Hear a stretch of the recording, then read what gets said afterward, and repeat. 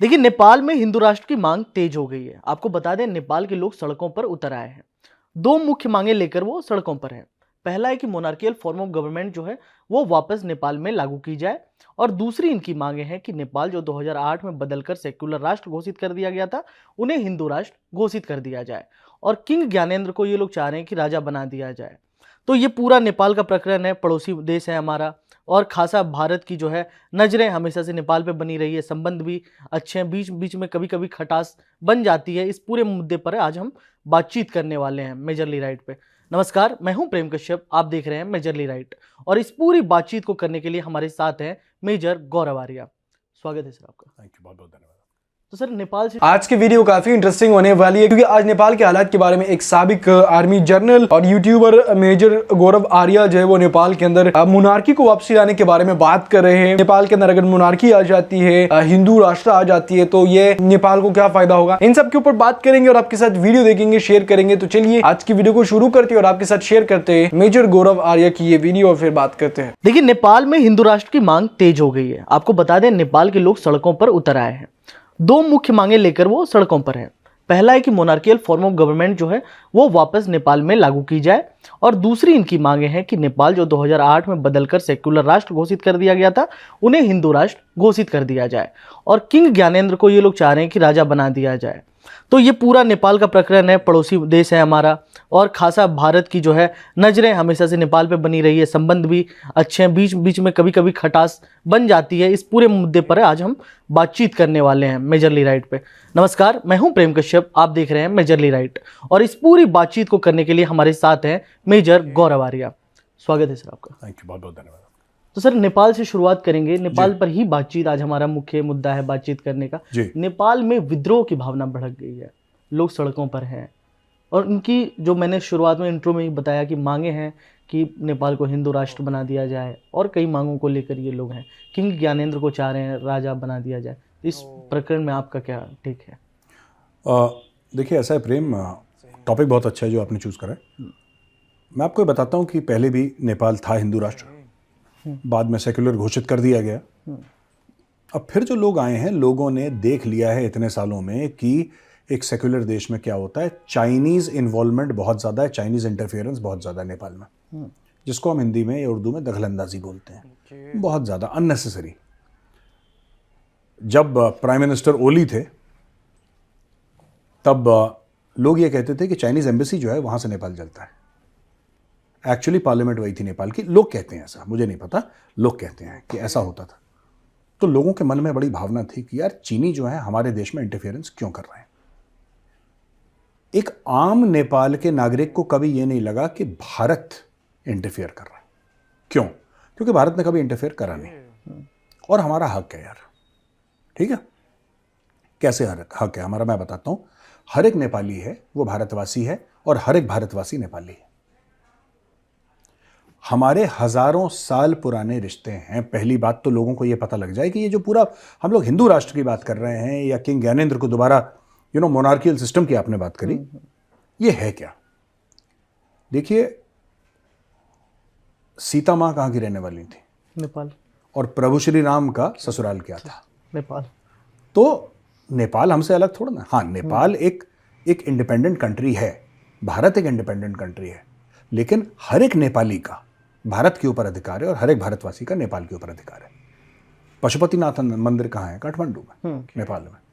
तो हमारी तो भावनाएं जुड़ी हैं, धार्मिक भावनाएं सबसे बड़ी बात है। देखो, geostrategy, Chinese interference, Indian influence, ये सब बाद की बातें हैं, ये सब बाद की स्टोरी है। तो अभी की स्टोरी है, 70-75 साल की स्टोरी।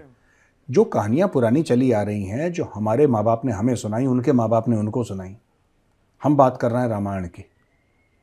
तो हमारा रिश्ता तो तब से चला आ रहा है, पहली चीज। दूसरी चीज है कि नेपाल में जो राजा है, उनको विष्णु भगवान का अवतार मानते हैं।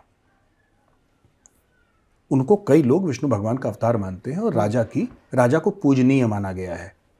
एक तो वो है कि उन्होंने माननीय माना गया है, respectable, supreme.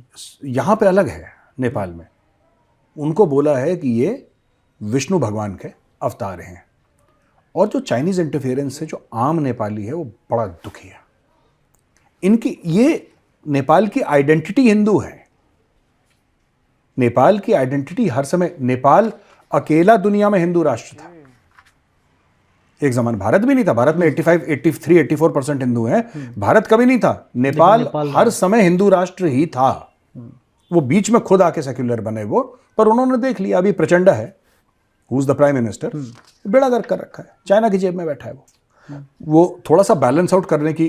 KP Sharma Oli थोड़ा एक्सट्रीम था, उसके बारे में उल्टी सीधी कहानियां भी नेपाल में बड़ी थी, लेकिन थोड़ा सा प्रचंडा ने कोशिश करी है कि बैलेंस करे, लेकिन he is very clearly pro Chinese. अब लोग पसंद नहीं करते। और नेपाल जो है वो हिंदू धर्म का गढ़ है। मतलब आप ये समझ लीजिए जिस देश में पशुपतिनाथ मंदिर हो वो गढ़ तो होगा ही होगा। सही बात। ठीक है। अब अयोध्या क्या हिंदू धर्म का गढ़ नहीं है? नहीं है, बेस है, आधार है। आधार है। आप भारत से अयोध्या को कैसे अलग कर सकते हैं? उसी प्रकार से आप पशुपतिनाथ को नेपाल से अलग कैसे कर सकते हैं? तो लोगों की आस्था है, लोग पले बड़े हैं, उनके कई 100 जनरेशन, कई पुश्तें वहां पे जी हैं, मरी हैं, आगे बढ़ा है पूरा वो देश। तो वहां पे बहुत एक आस्था है हिंदू धर्म को लेकर। मैं तो मिल रखा हूं नेपालियों को जो वहां से आए थे, वी मेट देम, और वो कहते थे, तब कहते थे आज से 4-5 साल पहले, तब से उनका ये मानना था कि हमने करना है ये। अच्छा, एक बड़ा सवाल है कि 2008 में मोनार्कियल फॉर्मेशन खत्म हो गई। ये जो मोनार्कियल था 2008 में, इसको एबोलिश कर दिया गया, हट गया। इसके बाद वहाँ का पॉलिटिकल सिनारियो कुछ सही नहीं रहा सर। लोग 10-10 बार गवर्नमेंट बदली है वहाँ पे, है ना, लगातार, मतलब पॉलिटिकल स्टेबिलिटी आई नहीं। लोगों में, बैंक में जो पैसे दिए थे लोगों ने, बैंक के पैसे ही गायब हो गए। देखिए परेशानियां लोगों को ने फेस की है। नहीं, आप ठीक कह रहे हैं प्रेम। देखिए ना, बात ये होती है कि जो लोग बात करते हैं ना रेवोल्यूशन की, भारत में भी लोग बात करते हैं रेवोल्यूशन की, कि ये होगा, ये होगा, इनकलाब होगा, ये होगा। जब तक इनकलाब नहीं होता है तभी तक इनकलाबी चढ़ा रहता है। जिस दिन इनकलाबी से ये पूछो कि बेटा अब सरकार बनानी है, तो फेल हो जाता है, क्योंकि वो हर समय इनकलाब मोड पे रहता है। भारत में भी कई पॉलिटिशियन हैं, मैं उनका नाम नहीं लूँगा क्योंकि हम लोग पॉलिटिक्स का डिस्कशन नहीं करते हैं, पर भारत में ही कई ऐसे बड़े मशहूर पॉलिटिशियन हैं जो हर समय एजिटेशन के मूड में रहते हैं, हर समय इनकलाब के मूड में रहते हैं। वो स्टेट नहीं चला पाते। वो उस जहां पे उनको वोट मिला है उस जगह को चला ठीक से नहीं पाते, पर वो 24 घंटे प्रोटेस्ट और इनकलाब के मूड में, क्योंकि वही उनका यूएसपी है।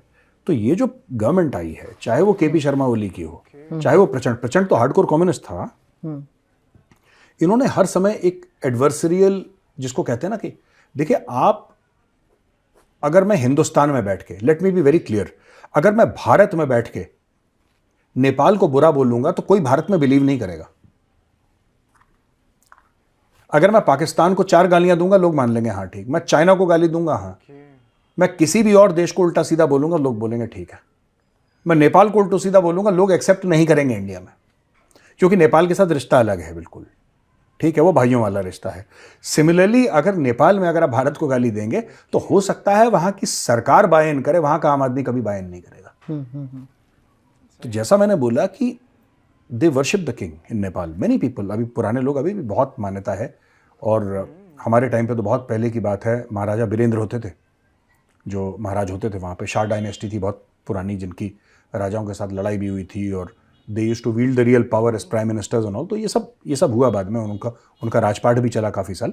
तो ये जो पूरे लोग अब जो कह रहे हैं ना नेपाल में, वीडियो आप लोगों ने देख ली। इस टाइम पे मेजर गौरव आर्या ये कह रहे हैं कि नेपाल के अंदर हिंदू राष्ट्रता को वापसी लाना एक पॉजिटिव चीज है, क्योंकि नेपाल हिंदू राष्ट्रता के ऊपर ही बना हुआ था। तो अगर इंडियन मेजर गौरव आर्या ये कह रहा है कि अगर नेपाल के अंदर मुनार्की आ जाती है, किंग को वापसी लाया जाता है, तो ये चीज नेपाल के लिए बेहतर हो जाएगी। ये चीज मैंने भी आपके साथ कही थी, बट मैंने 2 एंगल से कही थी कि अगर नेपाल के अंदर किंग वापसी आता है तो चाइना को भी नुकसान हो सकता है, इंडिया को भी नुकसान हो सकता है। बट जबकि इस टाइम पे इंडियन लोग ये कह रहे हैं, इंडियन गौरव आर्या ये कह रहा है कि भाई नेपाल के अंदर इस टाइम पे जो जमहूरियत है, जो पॉलिटिक्स चल रही है, तो उसके अंदर सबसे ज्यादा इन्फ्लुएंस चाइना का है, इंडिया का नहीं है। जबकि हमें देखने को ये पड़ता है कि भाई इंडिया का भी इन्फ्लुएंस है, उतना चाइना का भी है, तो दोनों तरफ से इन्फ्लुएंस काफी ज्यादा है, जिसकी वजह से ताल्लुकात के अंदर भी खराबी आती है। तो देखिए, स्पेशली मैं यह बात करूं, इस वीडियो, इस पॉडकास्ट को देखने के बाद भी मुझे समझ आया कि यार देखे, इंडियन लोग कह रहे हैं कि भाई हिंदू राष्ट्र बनना चाहिए, क्योंकि एक सेक्युलर देश से हिंदू राष्ट्र राष्ट्र बनने का मतलब ये है कि दुनिया के अंदर एक और हिंदू देश बन जाएगा। हिंदू देश बनने के बाद तो इनका ये कहना होगा कि भाई हिंदू इस कंट्री के अंदर, इस मुल्क के अंदर ज्यादा हो रहे हैं, वो चीज भी इनकी हो सकती है। बट दूसरी चीज ये हो सकती है कि वो ये कह रहे कि अगर हिंदू राष्ट्र बन जाता है तो फिर ये जो है वो चाइना के इन्फ्लुएंस को कम कर सकता है। अभी अगर नेपाल चाइना के साथ दे रहा है तो वो फिर नेपाल चाइना का साथ नहीं बल्कि इंडिया का साथ देगा। जबकि हम ये देखते हैं कि अगर नेपाल इंडिया की तरफ आता है उसके अंदर, जबकि अगर हम ये देखते हैं अगर मोनार्की नेपाल के अंदर आ जाती है तो फिर इंडिया के लिए खतरे की घंटी बनेगी, क्योंकि किंग आएगा तो फिर ग्रेटर नेपाल के लिए भी वो बात कर सकता है। ये चीज भी थोड़ी सी देखनी लाजमी है, इसके बारे में बात करनी चाहिए। बाय द वे मैं ये कहना चाहता हूँ कि भाई नेपाल के अंदर किंग आ सकता है, आज आना चाहिए और कल तक हो सकता है कि कुछ ना कुछ रिपोर्ट्स आएगी तो उसके ऊपर बात करेंगे। तो मैंने आपके साथ पहले कहा था कि किंग आएगा वापसी और किंग के आने के चांसेस ज्यादा है, क्योंकि लोगों का ये कहना है कि नेपाल के अंदर इन्फ्लुएंस चाइनीज लोगों का ज्यादा है। और ये इसलिए क्योंकि एक रिपोर्ट से इशू नहीं बल्कि बहुत सारी चीजें ऐसे जिसकी वजह से प्रॉब्लम क्रिएट हो रही है और लोग इसके बारे में अब बात कर रहे हैं। वीडियो अगर इंटरेस्टिंग लगी है तो वीडियो को लाइक लाजमी करिएगा। मिलते हैं नेक्स्ट वीडियो।